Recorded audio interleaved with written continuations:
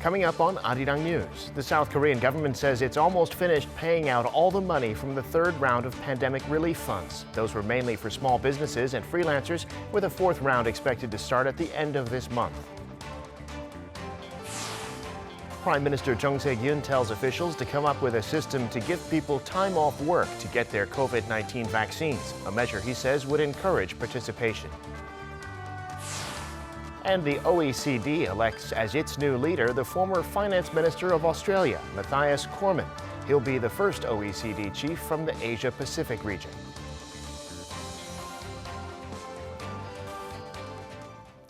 It's 5 p.m. here in Seoul. Thanks for tuning in to Arirang News. I'm Devin Whiting.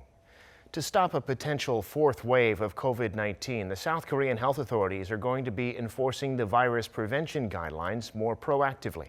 Under the new measures announced Tuesday, specifically targeting the greater Seoul area, the government will select 30 locations, such as parks, department stores, and shopping areas, and closely monitor them for 2 weeks, starting Wednesday. Due to the cluster infections reported from saunas, users in the capital area will have to check in using QR codes on their phones rather than physically signing a visitor log. They're also going to ramp up their inspections of workplaces with foreign workers. South Korea's prime minister says there needs to be a policy to allow people to take time off work to get vaccinated as a form of encouragement to do it.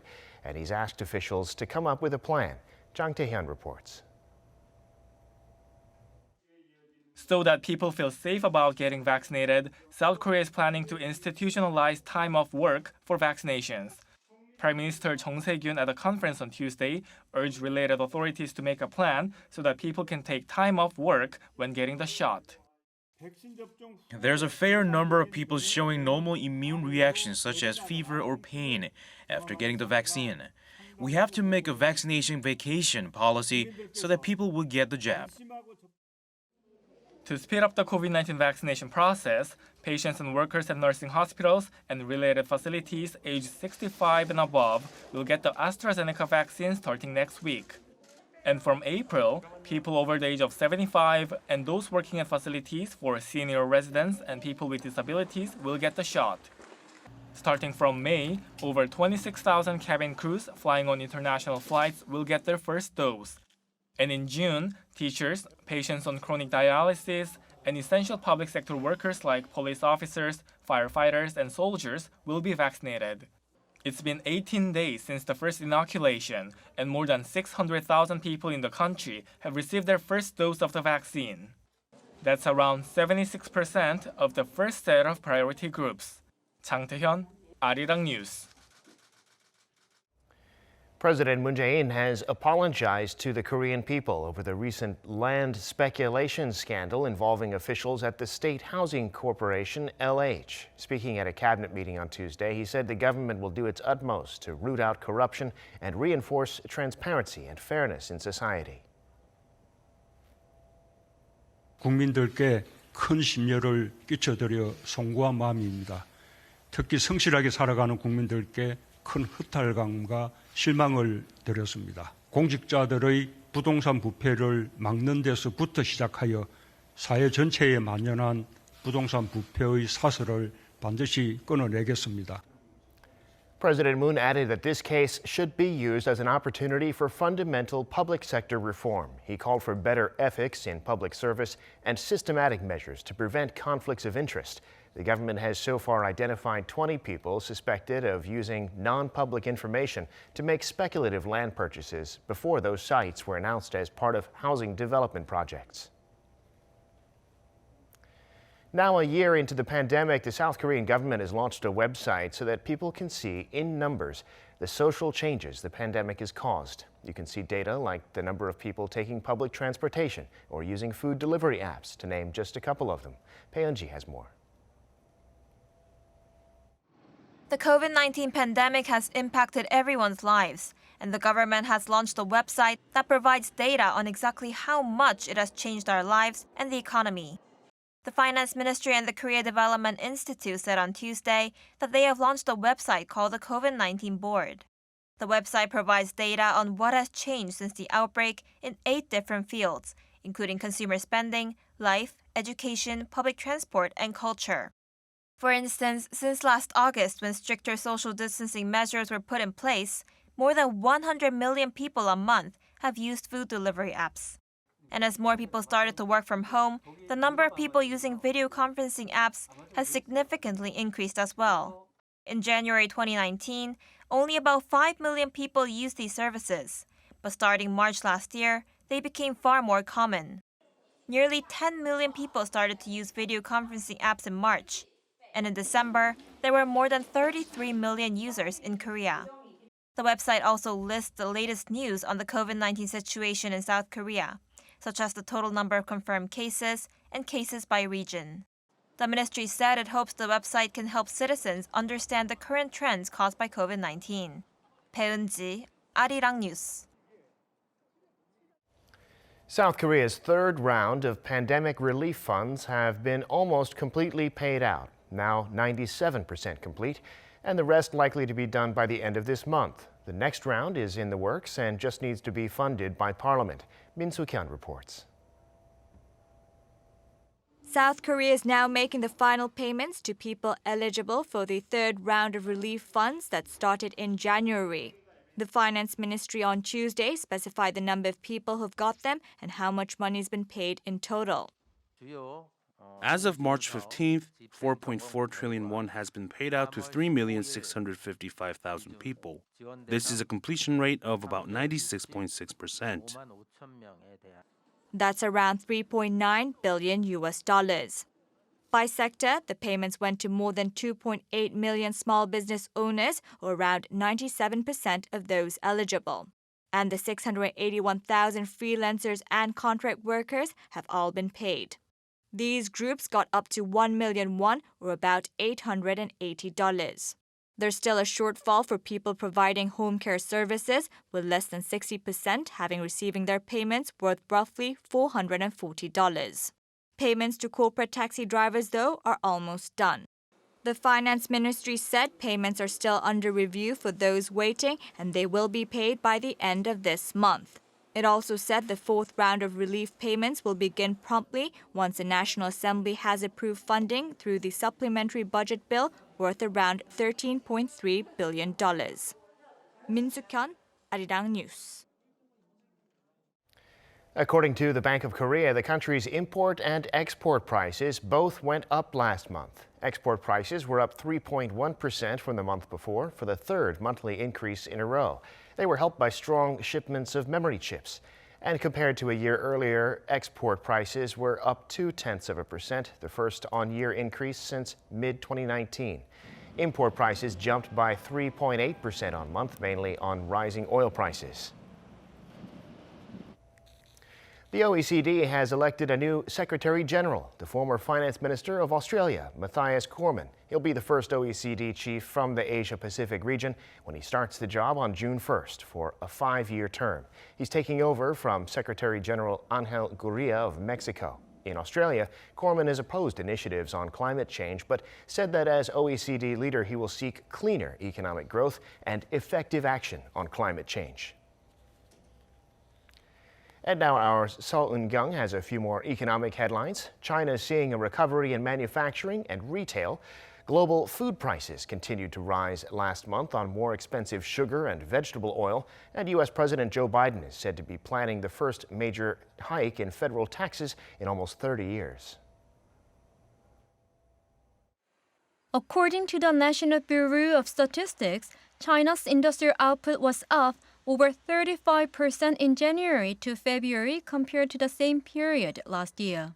The number can be seen somewhat distorted due to most of China's factories being locked down due to COVID-19 in 2020. However, it still beat analyst expectations, with the country showing a strong rebound. Experts pulled from Bloomberg and Reuters forecasted 32% and 30% respectively. Retail sales, another key economic indicator, surged nearly 34% in the same period. It marks a sharp increase from a 20.5% contraction for January to February last year. Robust trade and government stimulus are largely seen as the main drivers of the recovery. Global food prices surged around 26% in February on year, up nearly 2.5% from January. The United Nations Food and Agriculture Organization, in its Food Price Index report, noted that the price increase in sugar and vegetable oil was the main cause of the rise. The sugar price index rose around 6.5% compared to January, mainly due to declining production along with strong demand from Asian countries. The vegetable oil price index increased almost 6%, marking its highest level in almost a decade. The Biden administration is planning the first major federal tax hike since 1993. A rise in the corporate tax rate from 21% to 28% is under consideration. Individuals who earn more than $400,000 a year would also be subject to an income tax increase. Individuals whose capital gains are greater than $1 million annually would face a higher tax rate. The proposals are largely aimed at supporting the administration's economic programs following the pandemic relief package. 서은경, Arirang News. U.S. hedge fund manager Bill Ackman says he's donated his entire stake in the South Korean e-commerce giant Coupang to charity, following its IPO in the U.S. market last week. As an early Coupang investor, Ackman owned 26.5 million shares of the company, now valued at roughly $1.36 billion. Ackman said the shares were given to 3 charitable organizations, including his own Pershing Square Foundation. Coupang raised $4.6 billion in last week's IPO, the biggest debut in the U.S. so far this year. Starting next Thursday, March 25th, South Korea's cryptocurrency exchanges will be subject to stricter monitoring to prevent money laundering and other illegal activity. The Financial Services Commission says it's approved a change to the law that'll require exchanges and other cryptocurrency businesses to register with the Korea Financial Intelligence Unit, the country's anti-money laundering watchdog. They'll have to implement Know Your Customer protocols and monitor and report any suspicious transactions. The owners of businesses that fail to register in the next 6 months or break the new rules will be subject to no more than 5 years in jail or a fine of up to 50 million won, about $44,000.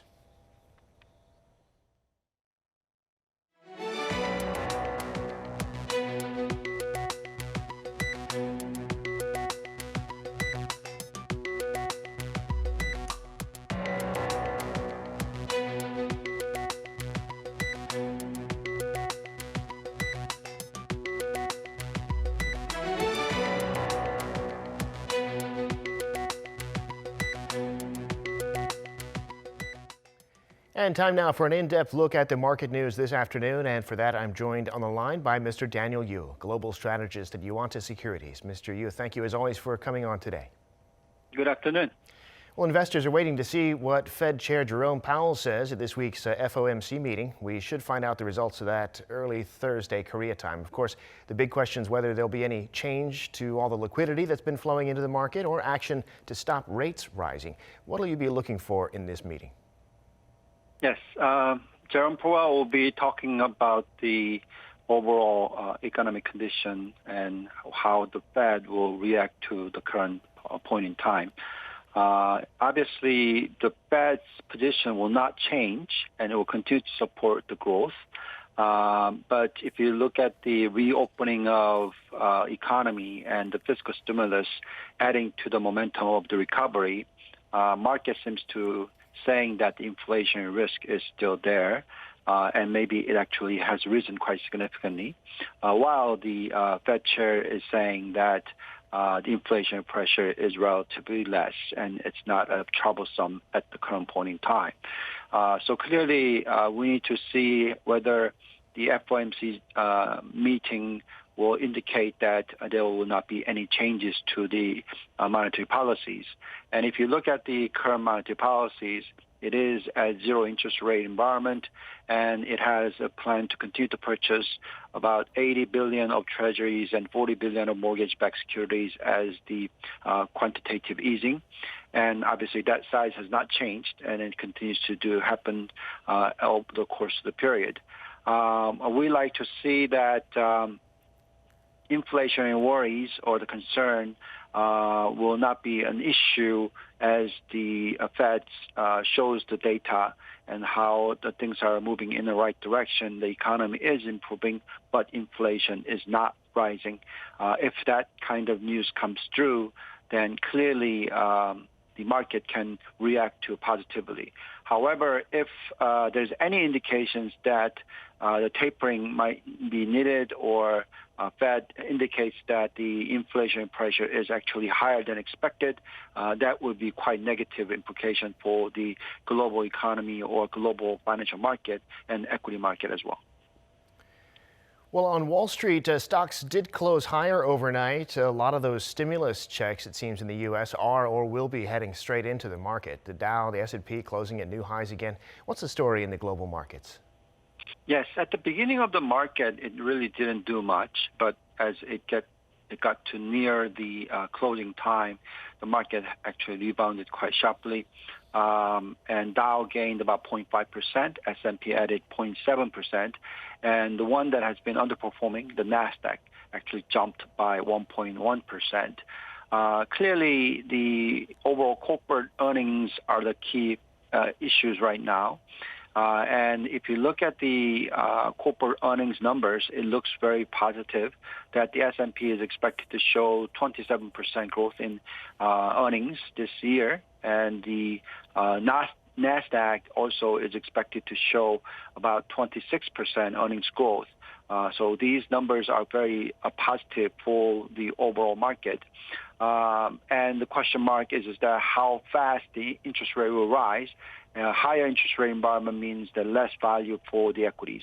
But if the overall long-term end of the yield curve remains to be flat at the current point of 1.6% level, and if it remains to be so, and the level of the rising trend is not going to be as significant as the earnings growth rate as the economy recovers, then equity market have a much positive room to further grow.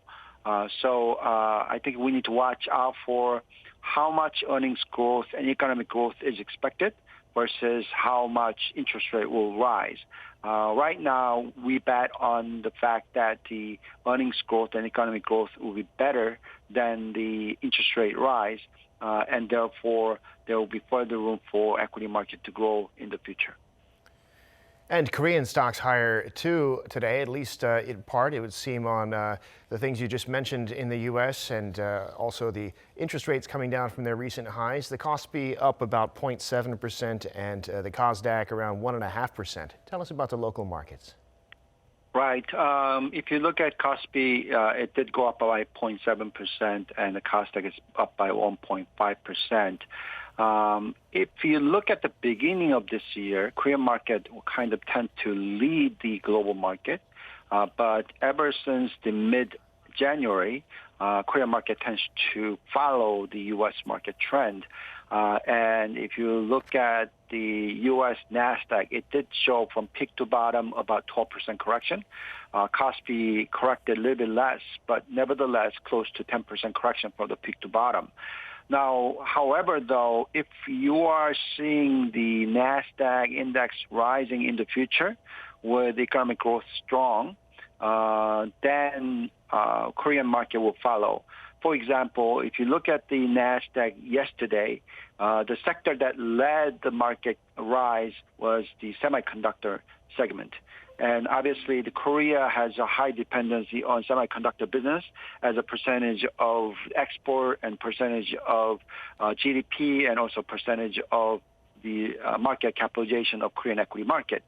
So if those sector continues to show very strong growth with the economy tends to improve in the future, then Korean market will rise even further in the future. So we will watch closely how Korean market will do on the basis of the global economic recovery phase that you are going to expect to see in the future.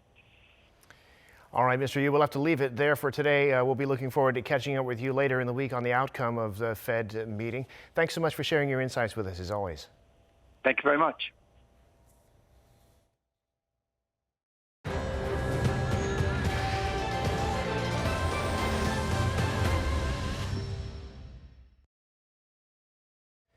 The film Minari, depicting a first-generation Korean immigrant family overcoming difficulties to make their American dream come true, has received 6 nominations at the Academy Awards. Youn Yuh-jung, who plays the grandmother in the film, became the first South Korean actress to get a nod in an acting category.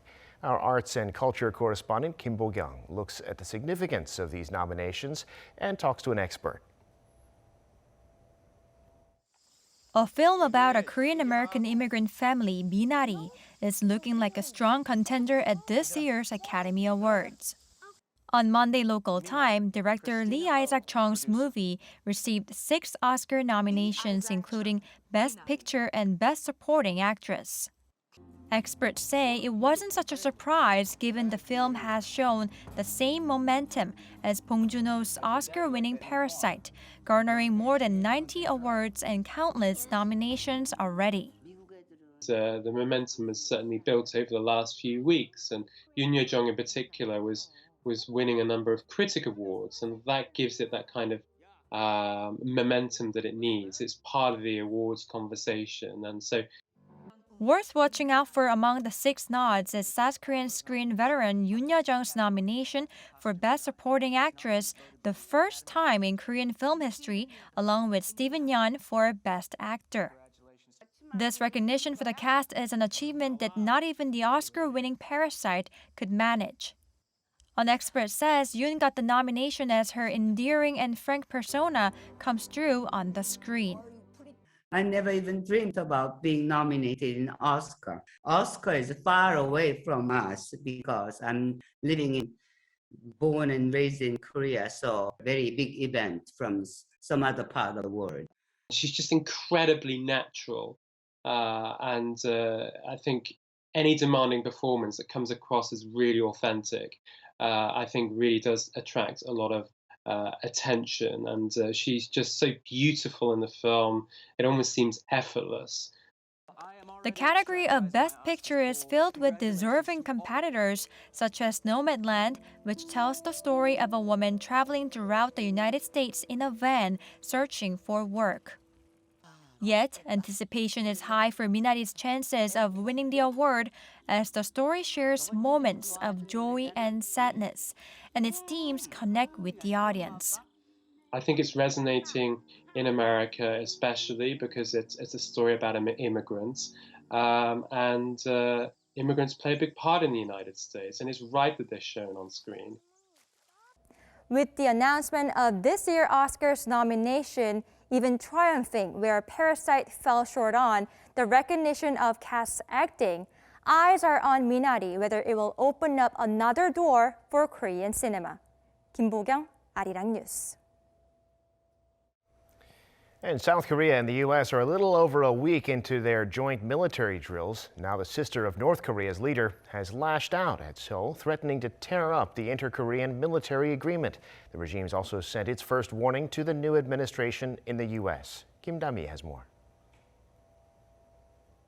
With 2 days left in the Allies' joint drills, North Korea's Kim Yo-jong has warned that the peaceful spring days of 3 years ago are unlikely to return to the Korean peninsula. It's assumed she was referring to when the leaders of the two Koreas held their first historic meeting. In a statement released Tuesday by the North State media, Kim also threatened to scrap the military pact signed by Seoul and Pyongyang in 2018 aimed at easing tensions, and even to shut down the office established to handle cross-border affairs. These warnings don't necessarily mean that the North will really act on them. Rather, they're an indirect message that the regime is willing to talk, even about cooperation on virus prevention measures, as long as the South shows some sincerity, like by not raising tensions through the joint drills. The warning also came as U.S. Secretary of State Antony Blinken and Secretary of Defense Lloyd Austin arrived in Tokyo for meetings there a day ahead of their visit to Seoul. Keeping close tabs on those visits, the North Koreans are warning the U.S. not to provoke them, especially through the so-called 2+2 meetings with their South Korean and Japanese counterparts. And for the first time, there was also an official message to the Biden administration, which reached out to the regime in the past month, only to be ignored.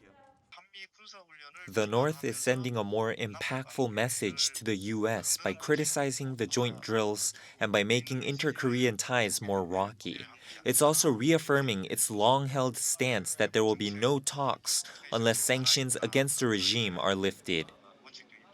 Pointing out that the drills are merely a regular defensive training session, Seoul's Defense Ministry rejected Kim Yo-jong's comments, saying that the military pact she threatened to scrap has played a crucial role securing regional peace and stability. We urge the North to show a more flexible attitude by engaging in talks to secure permanent peace on the peninsula. Also, the Unification Ministry said Seoul and Washington will discuss North Korea issues in detail and that Seoul's efforts to resume dialogue and cooperation will continue. Kim Da-mi, Arirang News. And that brings us to the end of this newscast. Thank you for watching. More live news coming your way at 7 p.m. Korea time.